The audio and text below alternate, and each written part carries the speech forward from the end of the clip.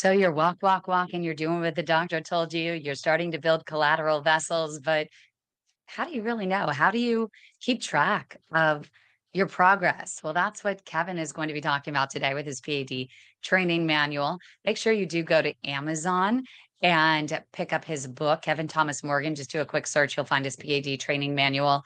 Kevin, we've already talked, chapters 1 through 11. We're going through each one. People can look on our YouTube, whether it's Fit Old Dog or The Way to My Heart. People can like and subscribe and watch all the different modules with where you're bringing your book to life. Bring us up to speed on chapters 1 through 11. And let's get started with chapter 12, monitoring your progress. Okay, Kym, rest your voice. It's nearly better. Thank you. Yeah, I wish I could work out my voice a little bit more effectively to build maybe some collateral vessels around here so I could reroute my voice Yeah, that's actually around that's the an interesting- laryngitis. That's interesting. Can you grow collaterals in your epiglottis and your uvula? I wonder, and your vocal cords. I don't know. I imagine singers do. I bet I wouldn't be at all surprised. Anyway, yeah, you want me to first bring us up to date before I move on to chapter 12? Yes, please. Here's my training manual, which is available as a paperback, an ebook, and an audio book. I narrated the audiobook, so I guess I'm not a professional actor. Anyway, we've already covered the first and most important thing, I think, is to grieve the past. Once you realize you have PAD, you've got to let it go. You've got to move on. If you don't move on, you're going to be stuck in the past, complaining and whining and being poor me and being a victim. That is a waste of time because PAD doesn't give a damn about you. It's there all the time. And the goal is to become a professional endurance athlete with respect to PAD. And that's just a matter of developing good habits. So first, you got to move on. It's a good idea to get an assessment by a body movement expert to, just see where you are now, which are your weak and strong muscles and all that kind of thing. I did that when I went into Ironman. And by the way, this manual is based on various aspects of my life. Number one, I'm a veterinarian. So I have some medical training and extensive training in pathology, the study of disease. Two, I've been studying body movement skills for years and years, Pilates and yoga, continuum, Feldenkrais, whatever. And all these things will help me keep going. Right now I'm 83. I just had heart surgery, which was inevitable about 6-7 months ago. And because I went in fit in January, I'm now up to about 28 miles on the bike and starting to tackle hills, which I'm doing cautiously as I'm dealing with a quad bypass, which was great, really great, because I have a high blood fat. That's a genetic problem that couldn't be dealt with. Anyway, so then you need to start your body awareness training, which means taking out your earbuds and taking out those speakers on your head and listening to your body. It's really important you learn to listen inside as you're doing these things. First trick, easy trick, fix your footwear. Get rid of tight shoes. You need shoes with a decently wide toe box, and do not wear tube socks. Anything that compresses your feet will inhibit blood flow through your feet, and your feet are generally where the trouble starts. The first thing you'll lose is your toes, especially the little toe and the one next to it. So be aware of that. And you might want to study a little bit of foot and leg anatomy in humans. It's available online. It's not that complicated. Just think like a plumber wanting to understand the pipes.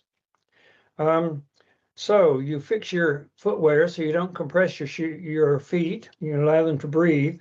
Then you've got to learn how to spread your toes, which spreads your feet. And the way to do that best is with yoga toes.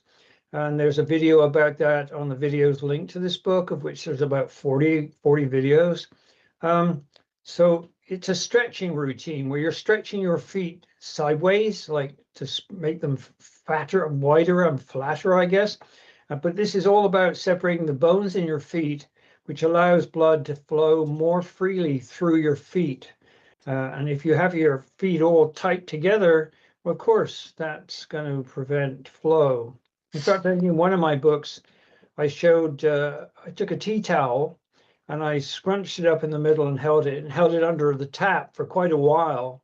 and it was just like having your feet scrunched up.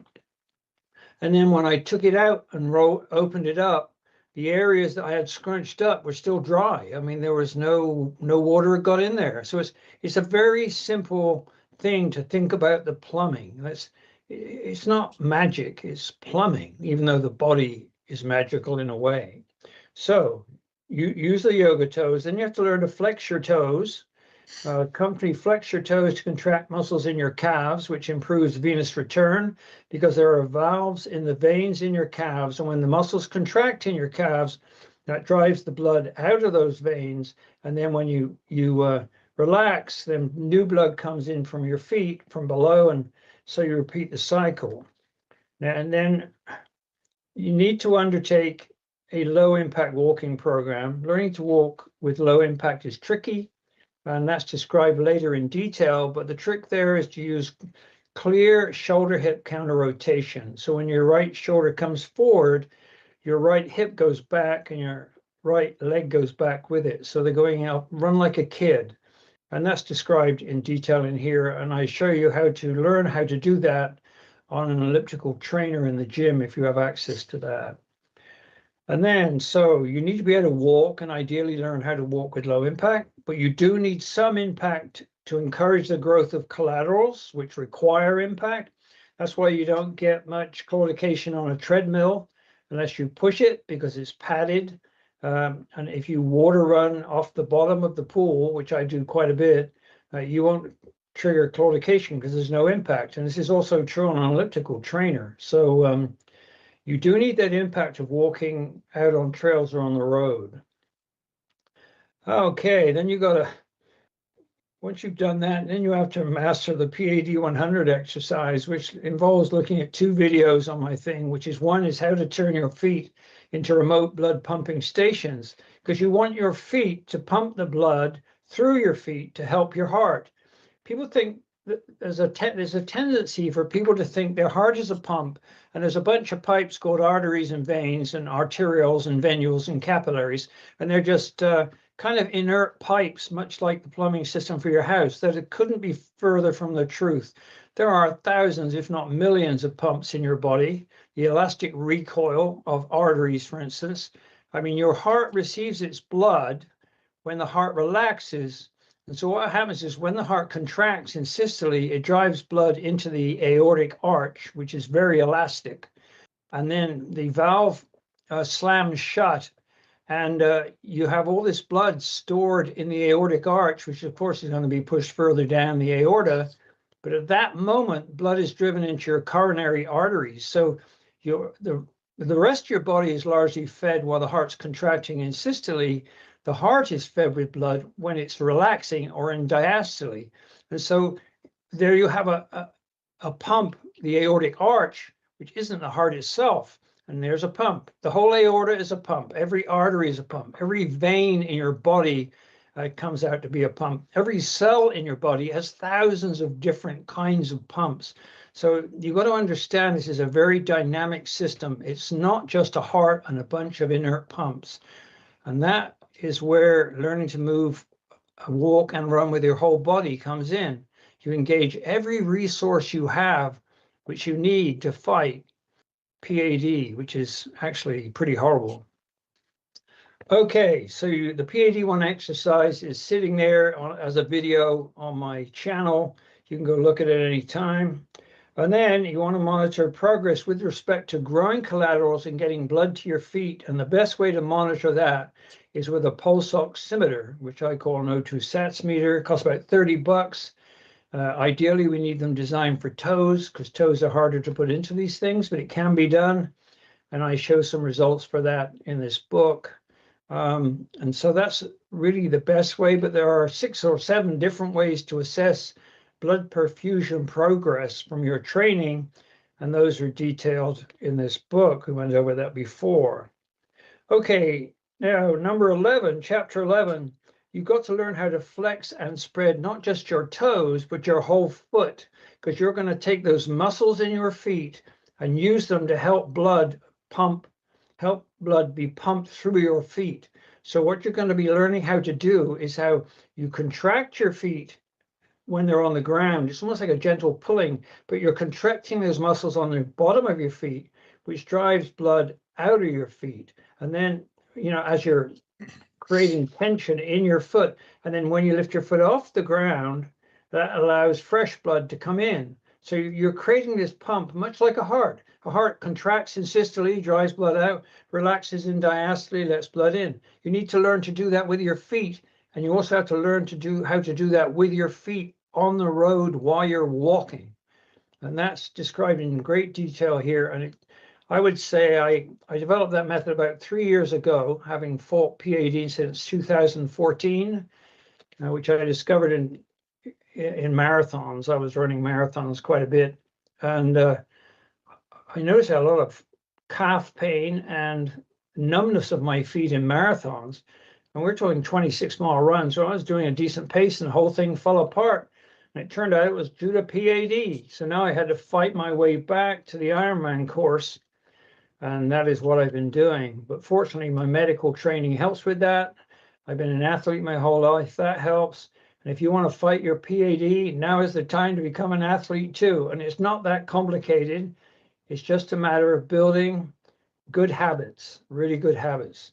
Okay, so you have to learn how to do that. It's in the videos. Number 12, today's subject, record progress based on distance. Now, I talked about recording progress based upon improvement in blood flow to and through your feet. This is kind of different. You have to decide what it is that motivates you to keep fighting this disease, because you have to fight it every damn day. Sometimes you have to fight it in bed. If I feel my feet are a little numb, I guess, when I'm lying in bed or when I just wake up. Remember, I've been fighting this since 2014. My right popliteal artery is 100% blocked. I would say 80% of the blood coming to my right foot is coming through collaterals I've built through training, the kind of training that you need to do that's described here, and the kind of training that's described in all Kym stuff, which is really excellent. So, and there are also programs to help you do this. So you have to train yourself. And before I get out of bed in the morning, I always do 50 or 60 or 100 of the P.A.D. movements to get my feet moving, get that blood moving before I stand up, because your feet are very important for balance. And as you get older, you fall down and break your hip. That can be the end of you. And so you don't want that. So there are 4 balance systems, and the bottom of your feet contain many receptors. And so when you activate your feet before you stand up, you'll find yourself kind of gripping the ground, and you'll find your balance is much more solid. And the P.A.D. 100 exercise is designed for that. So there are various ways to assess progress. You have to choose your best way. For me, it's distance, walking or running or swimming or riding my bike, because I do triathlons. And so this is not so much about a medical problem. It's about re-engaging in life, doing what you really want to do, and not obsessing about P.A.D. Okay, P.A.D. work has to be done. You go to the gym, you do your stretching exercises, you do your training, you do all this stuff, and then you start doing these tricks for improving the movement of your feet and then the use of your whole body for moving and all that stuff. But then it's very nice, once you know where you are with that, it's just a job you have to do. It's no different to cooking your dinner and eating your dinner. But really, you wanted to get out and, hike in the woods. That's what you really wanted to do. But you have to cook your dinner and you have to buy the groceries. And that work you do to fight P.A.D. is like buying your groceries, taking it home, cooking your lunch or dinner or whatever. And by the way, diet can play a huge role in all of this.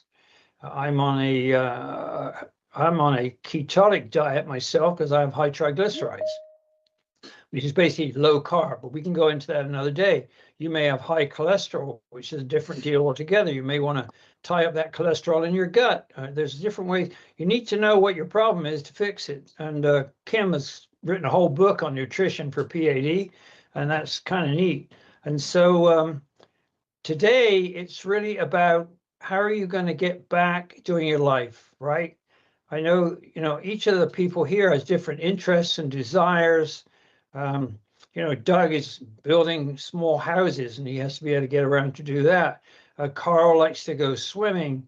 Kym likes to talk. Sorry, I didn't mean to say that. I mean, you Sorry, can, because literally I've strained my voice. So obviously I've been doing a little bit too much talking. no, I'm not.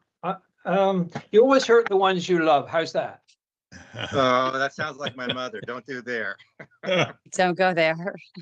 So the thing is, as a triathlete, I record my progress based on distance. I mean, I'm back on the bike. There's no impact stress. There's no problem with claudication, but there is a problem of I just had heart surgery 7 months ago, so I need to ease back in. And it was only a week ago I started taking hills, easy hills, at the most 4% grade, and I could feel how that at first beat me up, but not my cardiovascular system, my legs, my shoulders. Your shoulders get a lot of work on the bike.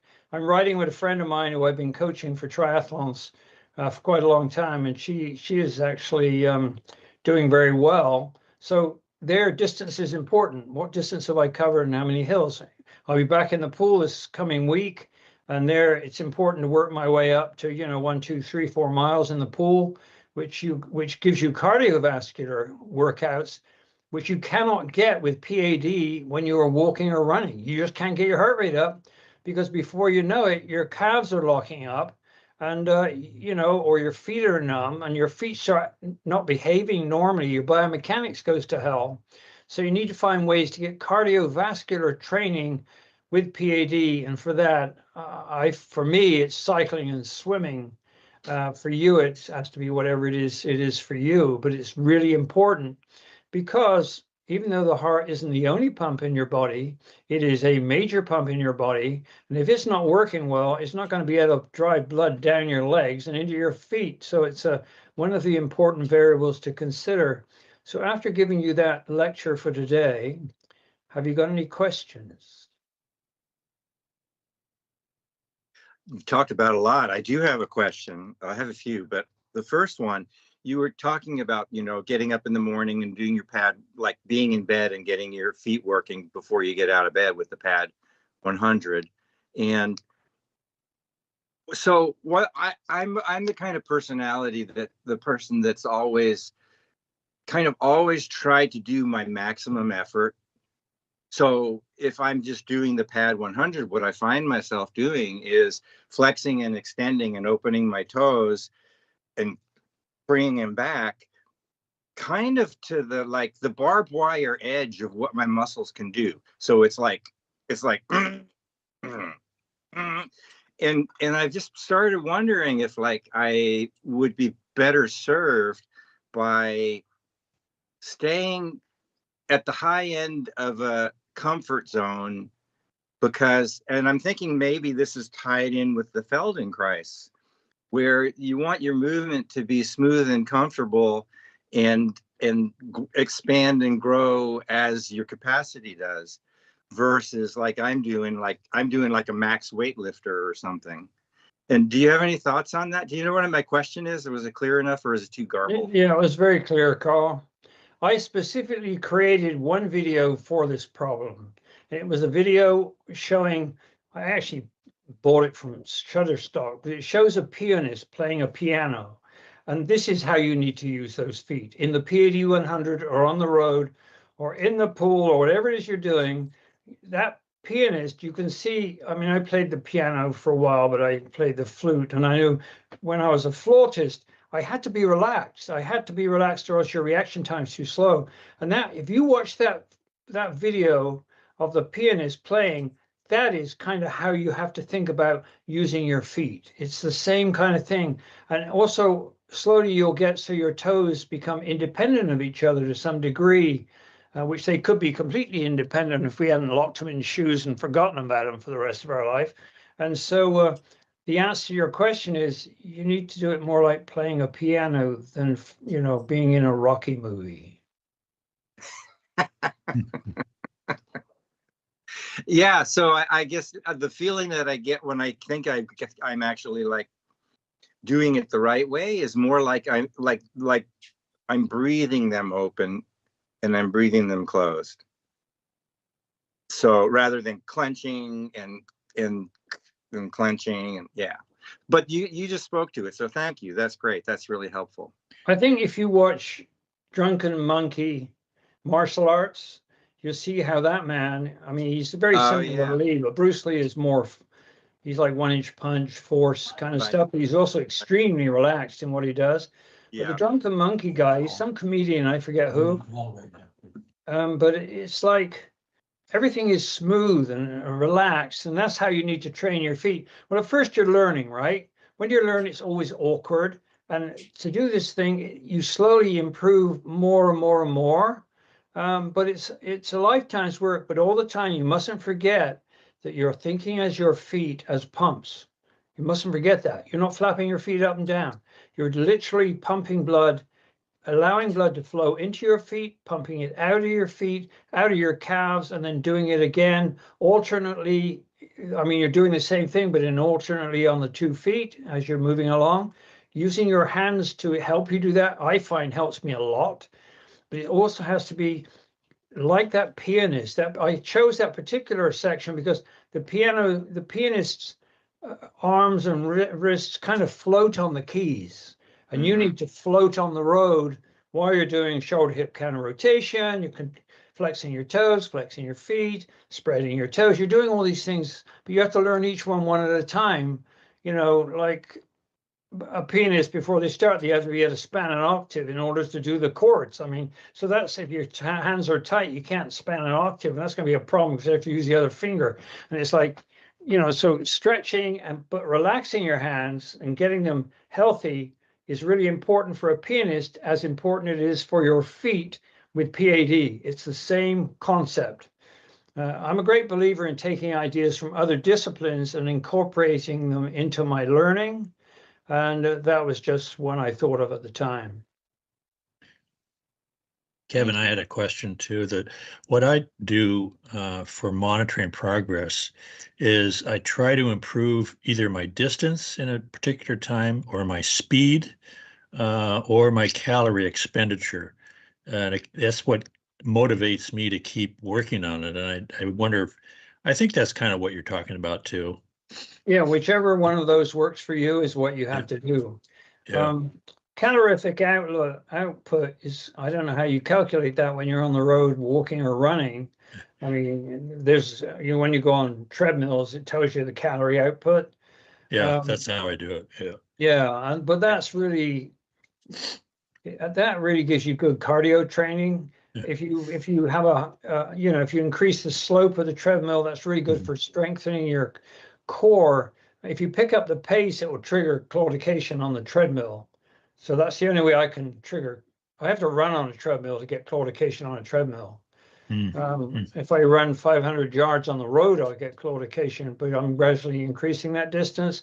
So yeah, it's whatever turns you on, whatever your goal is, you know, whatever it is you're trying to achieve. I also think it's very important to include strength training in what you're doing, because apart from P.A.D, you also have aging. Aging is going on all the time still. You're still fighting the entropy of aging, and strength training is extremely important for a healthy old age. I mean, it really is. I remember I was like in my mid 70s, and I was, you know, I was really fit. I mean, you know, as fit, not as fit as I was when I did martial arts, but I was extremely fit.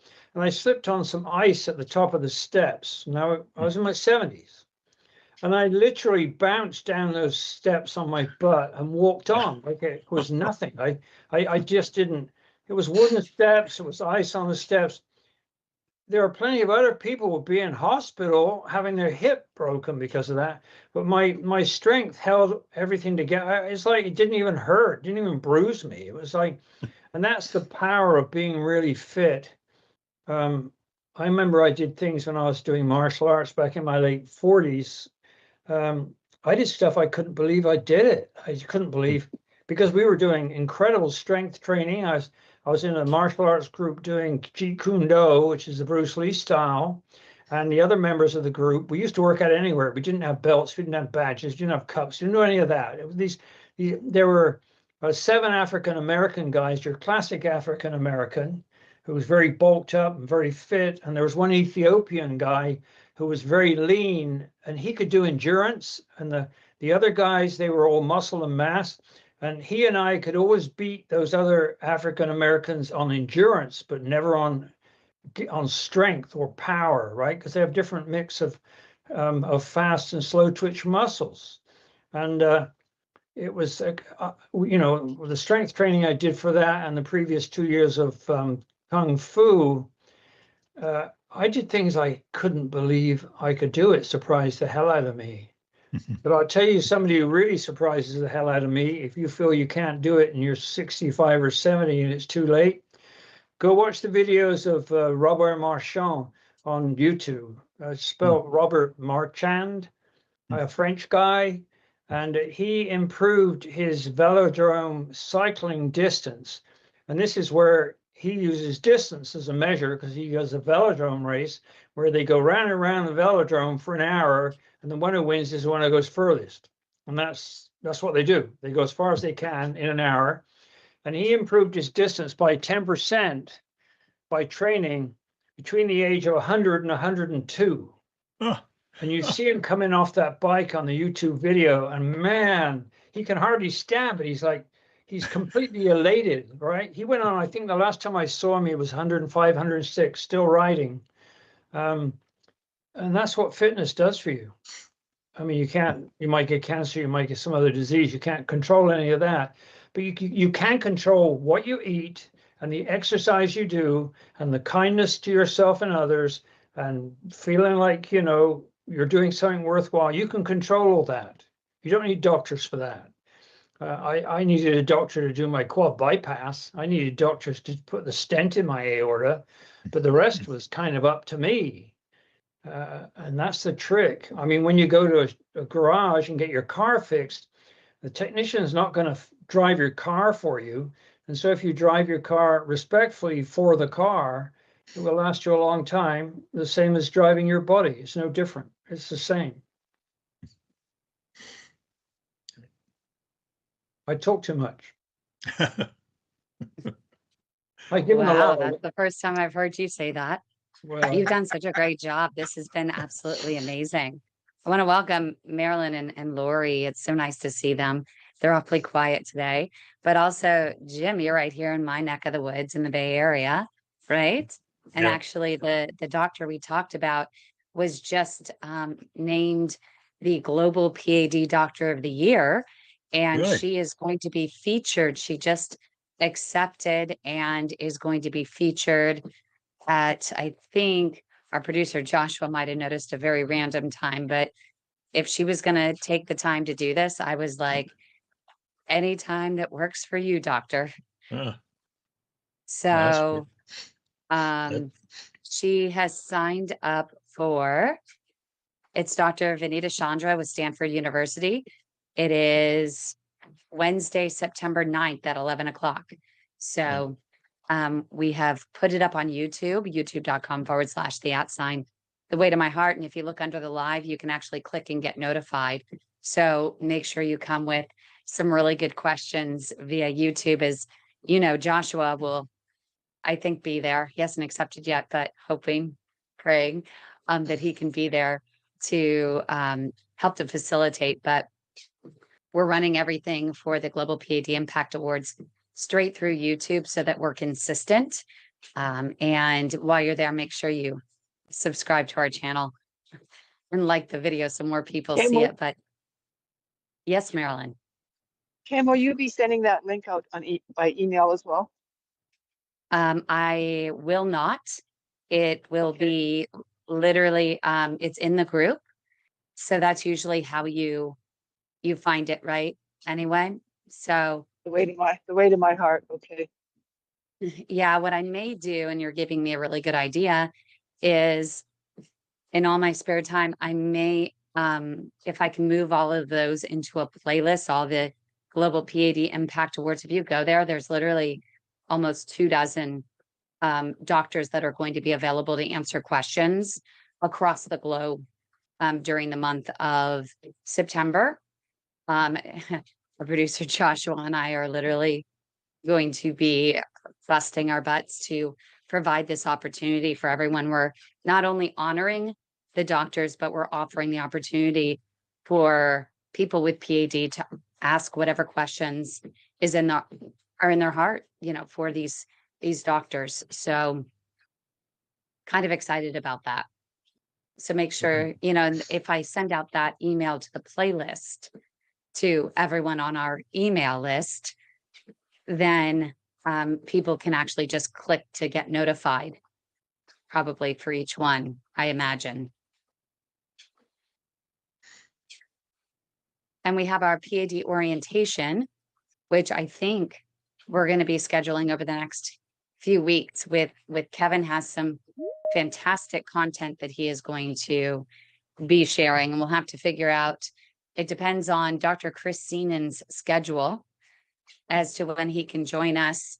And Kevin's going to be a big part of our upcoming PAD walking orientation. So I'm really excited about that. His training manual is going to be a big part of it. Hopefully we'll get a few audiobook downloads, maybe a few book sales, because people will realize the value. And it is a really great read. And Kevin, I still love that you start out with, the conversation about grief and coming to terms with your diagnosis first. Because if you don't do that, if you keep identifying yourself as the disease versus finding motivation through it, you're not going to move forward. You're not going to progress. The disease is going to progress, not you. And it's going to overtake you. And you don't want that to happen. You can be in control of this disease as long as you mitigate your risk factors. If you're a blood clotter, you got to get that clotting under control and work with your doctor on the right medical management. But for atherosclerosis, what Kevin's talking about, walking is the best medicine. You can grow those collateral vessels. But Kevin, I have a question. I know doctors really been able to answer this for me. I don't even know if it is kind of a rhetorical question where the answer is zero. But everyone always asks me which arteries have the best opportunity for growing collateral vessels if they're blocked. Which ones can you have the most effective, I guess, outcome? Well, I think there needs to be developed a map of this, but it's clear, number one, I built collaterals in my right heart when the coronary arteries were 100% blocked. So probably for the last couple of years, my right heart was living entirely on collaterals. So that's the effect of general exercise. But I was doing full distance Ironman races and marathons, but my right heart was completely blocked. I found that I was in the cath lab. So you can grow collaterals in your heart. Now, I would say, I doubt you can grow them around your carotids. So you need to be careful to keep an eye on them. I'd be very surprised if you could. I wondered about the role of the circle of Willis, where both sides are connected in a way, but that's, I have no idea. Mine is slight. There's a slight effect on my left, I think, but that's all. And when it comes to your pelvis, if you have blockages in the really big vessels, like in the internal iliacs and stuff like that, external iliacs, I can't imagine you can grow collaterals around those. And this is why I have a huge stent in both my internal and external iliac arteries in my pelvis due to an aortic aneurysm. But once you start heading down to the knees, the beauty of this disease, you may think, well, what's the beauty of PAD? The beauty of it is you actually personally can do something about it. The most common effects are down below your knees or at the knees. And my popliteal artery on my right blocked completely behind, it's 100% blocked behind my right knee. There's a small aneurysm there, and that is completely occluded with clotted blood and stuff like that. And my right distal leg is, below my knee, my right leg, is very, very effectively controlled with growing collaterals and then improving the blood flow through my feet. So there are areas that things can really work. and there are areas that you can't do anything about. But the general rule is, for most of us, the real risk is losing our toes, then our feet, then our lower leg to amputation. And the beauty of this is you actually can do something about it. You can do the work. And think about this. Mine was diagnosed, I found it, the first symptoms in 2014 while running marathons. So clearly just walking is not enough. That's why I developed these other methods to try and improve blood flow.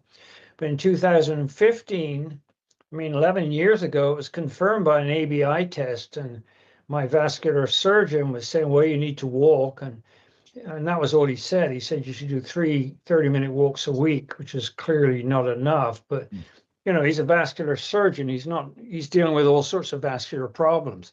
And so we here are learning what we can actually do. It's what we do, and then we report it back to physicians who are prepared to listen to us. The biggest problem, I think, with the medical profession is if it doesn't make money, you can't run the show. And so you need to make money, but you can't make money by getting people to walk. I mean, how do you make money doing that? And I think that is a bit of a problem because, you know, America is run very much on resource money, but most of life is. But the fortunate thing is you can actually do something about this. You can do the exercises, change the way you move, make sure you walk every day. Ideally buy a dog, which will force you to move, you know, by walking the dog. I mean, it's odd to think that a dog is a great medical resource, but it's as good for us as it is for blind people. It really makes a difference. I have 2 dogs. Well, 2 dogs here and 2 dogs at my girlfriend's place in Missouri. And so we have 4 dogs. So I've got plenty of dogs to walk. That's not a problem. And so yeah, I'm a great believer in looking on the bright side of life with a glass half full. And now if you have PAD distal limb in your legs, you can take charge of it and do something about it. I mean, I know I'm not into really pushing myself forward, but I managed with really severe PAD to qualify for the World Half Ironman Championships in Finland. And there the run part, swim, bike, run, but the run part is a half marathon, 13.1 miles. And I managed to come in of only 7 people qualifying for that race in the world. I was probably the only one there with PAD, and I managed to qualify for it. And which means you have to do a qualifying race in less than 8:30 and be the first in your age group. And I managed to come in 3rd in that race with PAD. And there were only 7 people in the world who qualified, and only 3 people of our age group, 80 to 84, actually managed to finish, of which I was the 3rd. And the race was really hard. The swim was easy because it's flat, right? Swims are always, well, in the ocean, they're not so flat. Anyway, but you know, the bike ride was pretty tough, and it rained and it was cold. It rained all the time. And then the run started with a 1-mile hill. A 1-mile hill climb, about 5% grade. You imagine tackling that with peripheral artery disease. Well, I managed to get up there with, you know, every which way. Of 4,000 men that finished that race, I came in last. And the number of people there waiting for me to come in who were so impressed with this old man coming in and finishing, it inspired lots of young people. And that made the whole thing worth it for me. The only drawback was they'd eaten all the pizza. Well, you know how young people are. But the thing is, so that was in 2023. So that was 3-4 years ago. And now I'm, you know, got over the cardiovascular problem. The quad bypass is working great. I'm working really hard on strengthening my foot pumps and my whole body running and moving. And I will then do the White Lake half Ironman next May. If I finish that in less than 8.5 hours, by then I'll be 84. I will then do the Wilmington race that will qualify me for the world's half Ironman championships. You know, it's like, and that's what drives me. So what is it that drives you? You love playing golf, but you got to walk a damn long way playing golf. If you love playing golf, bloody well play golf. But you have to do the work to do it.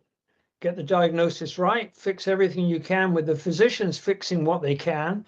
I could not personally, even though I was a fairly good veterinary surgeon, I could not personally do a quad bypass surgery on myself. It would be, I don't know quite how you might do that, because you have to split your chest open and connect all these vessels. It requires a whole team. So without doctors, I'd be dead. But after that, once I had it done, I got indications of what I should do from physicians, but I didn't agree with all of them because of my own medical and sports training. It was up to me to actually do the work of rehabilitating myself. I could have gone to a rehab lab, but my girlfriend is a cardiac rehab nurse, and she felt that I know enough about rehab, as much as I would ever get in a rehab lab, because a lot of the people going there aren't in this kind of shape. So yeah, but you can get in this shape. You have, but it's mainly, it's almost it's like so much of it is mental. You have to get yourself into the mindset of, I'm going to train for this. I'm going to become an athlete, a P.A.D. athlete. Screw P.A.D. I'm going to fight the damn thing. And then and it doesn't matter what you achieve. It's a matter of how hard you try and enjoy the trying process. And so if you aim to go walk 3 miles, that for some people sounds impossible, but if you do the work, there's no reason why you couldn't do that. I mean, it starts with walking to your mailbox and the neighbor's mailbox, then down the road. But you've got to think like an athlete. You really, PAD is a professional disease. It never goes away. And so you have to take a professional approach and develop professional habits. If your doctor might be able to give you all the advice in the world, but he can't make you get out there and do it. You have to get out there and do it. Doug is a great proponent of that. He's not here today, but he's here most of the time.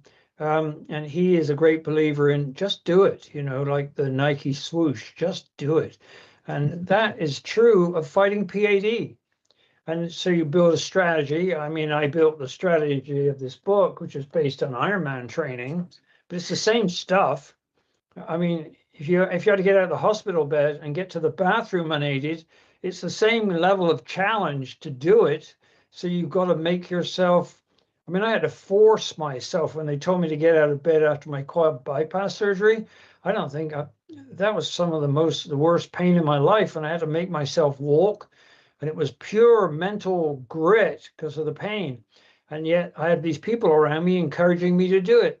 So one of the things, the last thing in the book, the last chapter, I think 20 or 21, is find a local running race, a short one, it could be 2 miles or 3 miles. Prepare yourself for that race and walk at the back. There's a lot of people at the back of these local races that are pushing kids in pushchairs, or they're walking their dog.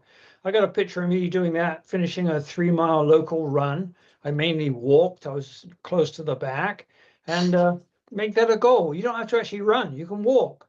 And the thing is, you're encouraged. You'd be surprised how many people are on the side of the road encouraging you see people who are really struggling, badly overweight, or they have some physical challenge, and there they are back there with you, and you have a physical challenge no one can see. No one can see our PAD. They can't see our pain. They have no idea why we're going so slow. Like, why don't you pick up the pace? I've had people shout to me, why don't you pick up the pace? And I'm like, I'm going to bloody blood in my feet. Are you joking? But I don't say that. I say, yeah, thanks. That's great. I agree. I'll do what I can. But you get people to kind of encourage you, and you get that energy of a local run. And people are, there's people at the front of the race, they're finishing on like a 4:30 pace, right? They're college runners. But at the back, there's somebody with severe diabetes and trouble with their feet, and they're having to walk they're trying to build up their distance.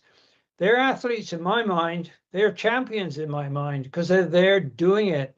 And so the ultimate goal of this little book I pulled together is to find a local race. It could be a 1-mile race. Sometimes they're really short. They have them for the kids, and walk at the back and finish. That's all. And then pick another goal and pick another goal, because you have to motivate yourself, because the world won't do it for you, though they can help you a lot. You need to build a support network, which I have. When I had that heart attack, I mean, because I've worked with people visit me in the hospital, people were concerned about where I was. I had a lot of support My girlfriend came up from Missouri she drove straight here around nearly 1,000 miles, and she was in the hospital with me for that because, you build a network, and if you're kind to people, they'll be kind to you. The universe has a way of rewarding us for our behavior, and if it's bad behavior, it will reward you for that. And if it's good behavior, it will reward you for that. So, yeah. That's why my website is inspirationalselfhelpbooks.com, because you need inspiration, but you have to help yourself. There's that old saying, God helps those who help themselves. Remember that story about the flood? Should I tell that quick story? Because it's relevant, actually. Okay, there's a flood, and a man is in his house, and he's a very Christian man, great believer. And the flood waters are coming up to his doorstep, and a man comes by in a rowboat and says, "Hey, it's going to get deeper. You need to come with me." And the man says, "No, no, no. God will look after me. I don't need to do that." So anyway, the water comes up to the first floor, and he's up on the second floor looking out the window. And a guy comes by in a rowboat again. He says, "You need to get out of there because you're going to drown if you don't get out of there." And so he says, "No, that's fine. I'm a Christian. Jesus is the Lord, and God will look after me." Anyway, eventually he's on the roof of his house because the flood is so deep, and a helicopter comes overhead, and the guy with a loudspeaker in the helicopter is lowering down, a mechanism for picking up off the roof. And he says, "No, no, no, no, no, I trust in God to protect me." Anyway, he drowns, and he goes up to the pearly gates, and he asks St. Peter, he's like, "Well, why didn't you save me?" And so Peter says, "Well, I sent you 2 rowboats and a helicopter. What more do you want?" That is basically, if you go to the doctor and you don't do the work yourself, you're just basically saying, "No, I don't need a rowboat. That's okay." No, you've got to do this work yourself. And the rewards are tremendous. I walked my dog 3 or 4 miles, no claudication. I was having quite a bit of a struggle with that. I can walk up hills and no problem. And that's because of training. And so now I'm trying to get up to a decent pace on the run, which is walk running, so I can get back into Ironman. That's my dream. You want to play golf, or you want to hike in the mountains, or like Carr, you want to be able to swim decent distance so you maintain your cardiac health, or you're like Doug and you want to be able to build these, he's building himself a house, a tiny house. Man, that is a lot of work, dealing with the lumber and all the equipment. You have to be really fit, all the bending down and getting in and dealing with pipes. You don't think that's hard work? That's hard work. And so choose a goal and go for it. That's what I say. Awesome. That's a great place. Go ahead. The other thing is, for people who already have amputations, they need to do the same thing. I talked to one guy because I was concerned, how do I help someone with an amputation? Then I saw a guy in the gym where I am, and he has an artificial leg from the knee down on one leg.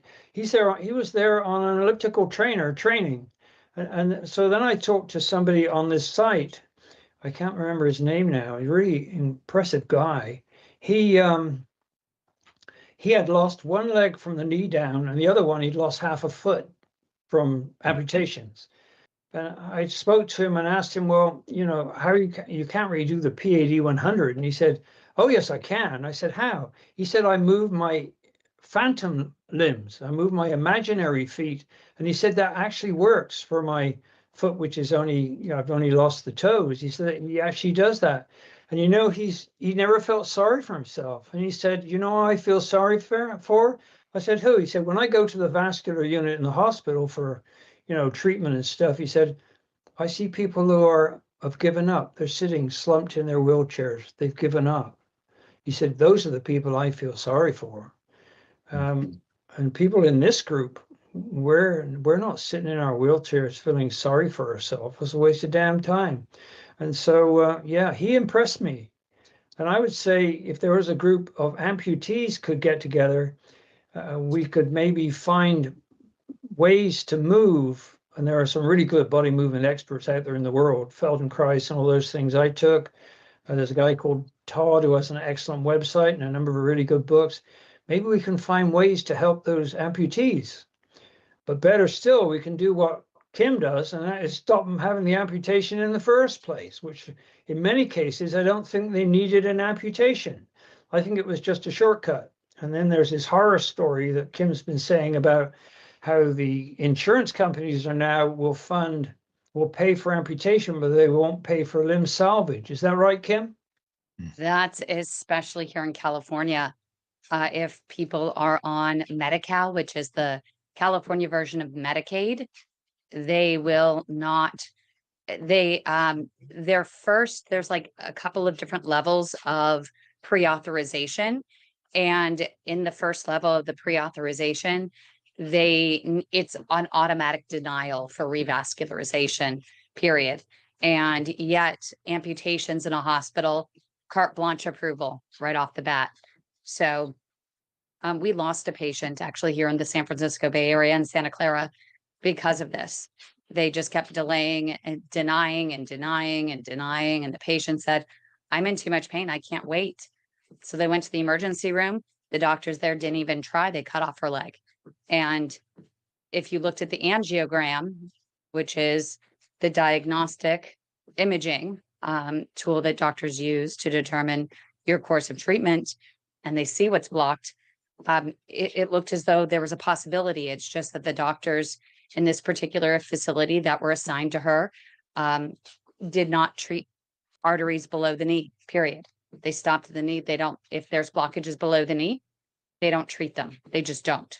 So, and I still deal with this around the world because the doctors say, well, it's not even worth treating below the knee because it's just going to clog up like that. And if you have the right technique these days, new advanced tools and techniques, it is possible to open up those arteries below the knee in many patients when medically appropriate to heal a wound or to and or get some sleep at night, right? That's not the place that if you can go without treating those areas, because you can walk and you can grow collateral vessels, always the best. That's why we do this every week. But if you can't and you have a wound or you're a toe step away from amputation is the way we phrase it, where you have the potential to get a wound. And if you get that wound, you're just not going to heal. The moment like you start walking and a callus develops and it just breaks off, you're toast. You end up with a non-healing wound that has the chance to get infected and ultimately could become a situation where it's not just your limb on the line, it's your life. So, doctors, when appropriate, can actually open these arteries, but there still are, Kevin, there are a lot of doctors, and there's even a situation that you are aware of because she's normally here in this group and hanging out with us, but her doctors ended up treating her so many times, never offered her a walking program. She did not have a wound that was not healing. She wasn't literally in lifestyle limiting claudication. She'd never tried pushing through to grow collateral vessels. And she's just ended up now where she's in so much pain every time the better doctors now go in when she does have a critical situation, it just ends up with more complications and more complications. And it's just a revolving door. So walking still is the best medicine as much as you can.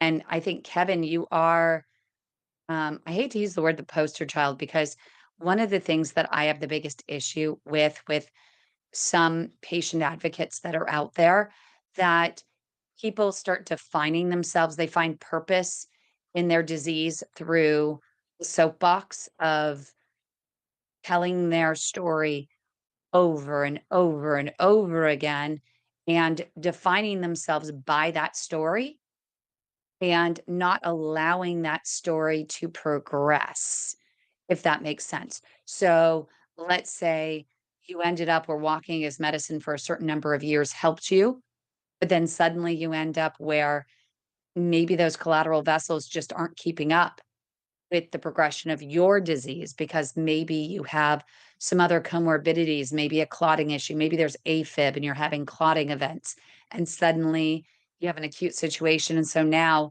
you're walking, but maybe you're having a little limp to go along with it. And you still, because you're afraid that you're going to lose that soapbox, that story of how walking helped you, you don't go get treatment and you're suffering because of that. And I see this all the time. You can't do it. What I love about you, Kevin, is you never define yourself by your disease. You're an advocate, you're an influencer when it comes to PAD, but you're progressive. You take things as they come and you keep moving forward. You don't define yourself by the disease and sit in this story. You keep moving forward and you take everyone with you. And I think that's amazing. Well, I like to be alive. It's fun. Being alive is fun. I have many, to me, PAD is, it's not exactly a distraction. It's not like a job. I mean, I like helping people and stuff, but right now I'm very focused on writing my second novel, and I've got a deadline for that, and that's where a lot of my mental energy goes. But if I can get online, which I do each morning on Facebook, I have a page for people with aortic aneurysms. I have a huge aortic aneurysm, diagnosed myself in 2010, confirmed by CAT scan and an MRI, has a stent in it. I worked out how to protect that stent by changing the way I moved. I stopped using aero bars on the bike. And in 2011, as far as I know, I was the only person in the world to complete a full Ironman with a AAA stent graft. And I couldn't go to the doctors and ask them what to do. I asked my physician who put in the stent, what do you think about Ironman training with this stent graft? And Joe was like, well, I'd go easy if I were you. I think he was thinking, damn, if I had one of those things, I had no way I'd be doing an Ironman. But I worked out the main risk was excessive hip flexion. So I just dumped using a rowing machine, which I found a paper on PubMed where a person had dislocated his AAA stent graft on an aggressive rowing machine. So I didn't use the rowing machine. I modified my bike to minimize hip flexion. I avoided impact stress on the bike. So if it's very bumpy roads, I will stand on the bike. And 1 year later, I did a full Ironman, and there's a video of that online. I talked about that whole journey. Cat, you have to get down. And the cat is rather aggressively wanting attention. And so, I moved on, but I don't even think about that aneurysm now. I don't, but I know people who, oh man, I'm an aortic aneurysm patient, and that's who they are. No, that's boring. That's tedious. It's the same with PAD. It's just not interesting to think about yourself as a PAD patient. You work out what you can do, and then you do that, and then you have a life. If you're in a wheelchair, I mean, think about that famous physicist in a wheelchair. I mean, he was still doing physics to the day he died. It was, yeah, no, you got to have a life, and don't. Yeah, I agree with Kym. Don't identify yourself as a PAD patient. Just the PAD is just a temporary inconvenience in your life. Well, So thanks, everyone. That's a great way to end this particular session. Next week, we're going to be talking, I think, about stretching, which a lot of people ask about as well. Make sure you pick up Kevin's book. In the meantime, catch up with us. We're on, I think, chapter 13 going on next week. We might also Yeah. have a little bit of a wrench. I'm not sure if Dr. Christina is going to join us to also maybe lead the conversation in a different direction. We'll have to see. But in the meantime, just pick up the book, catch up. It's the P.A.D. training manual. You can go to Amazon.com and you can look up Kevin Thomas Morgan, look up the P.A.D. training manual. Meantime, if you're watching on YouTube, like this video, subscribe to our channel. It really helps us a lot. Just do us that favor and help us spread awareness for PAD and walking as the best medicine. Thanks, everyone, for joining us. Have a great week. Thanks, Kym and Josh. And talk as little as possible, Kym, and then it'll heal.